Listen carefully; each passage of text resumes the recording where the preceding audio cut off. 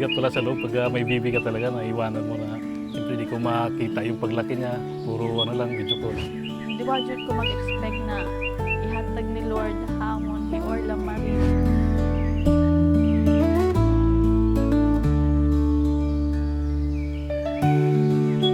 Yung love story namin nag-umpisa sa sa wala talaga kami. Bali, magkaklase kami sa training noon. Nung na-meet ko si Mrs. Ang mga challenge na natabo amon. Damo kung uusaw-usaw na po. Hindi na ma-picture tanan amon mga na-experience anong may adaga namon niya na. Medyo mahirap din kasi ilang beses nalaglagan si Mrs. Yung pangarap talaga namin sa kababy. Hanggang sa yun na lang ginawa kong hugot ko na pampalakas ng loob na sana bigyan kami ng baby. And then start na anong may eda kami yan na pagka may eda namon baby, nagpurigad ako namon mga trials. Di ba jud ko mag-expect na ihatag ni Lord hamon ni Orla Marie. Pinangarap na rin namin na magkaanak talaga kaso lang simple sa hirap ng buhay. Medyo kinanong muna namin, kinontrol muna namin. Hanggang sa magkaroon ako ng medyo mulog-luwag na pinikita kasi nung naging opisyal na ako.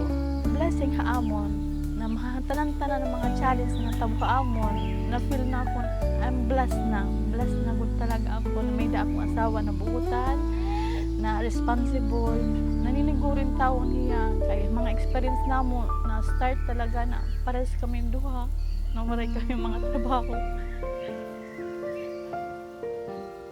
Pareho kami mga estudyante, walang-wala kami nun. Habang yun nagkasundo, hanggang sa nagsama kami. Umabot pa ng ilang years hanggang sa nakasampa ako ng barko na hindi pa ako official nun. Doon lang kami nag-focus muna habang wala pa kaming baby na makapundar kami.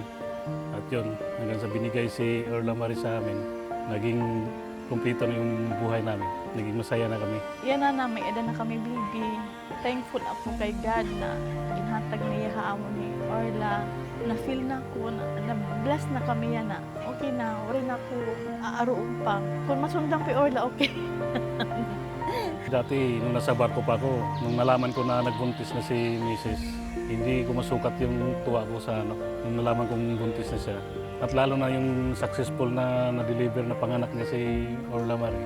Sobrang tuwa ko talaga. Lalo akong nagpursige na maghanap buhay dahil sa baby namin.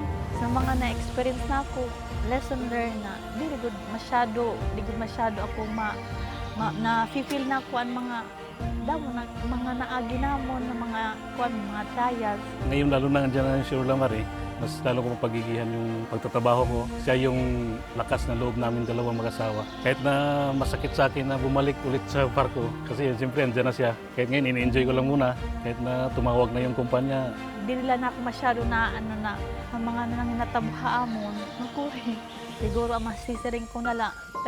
Thankful ako kay God na gihatag na hakon ni Orla Marie. Tinan akong asawa na buutan.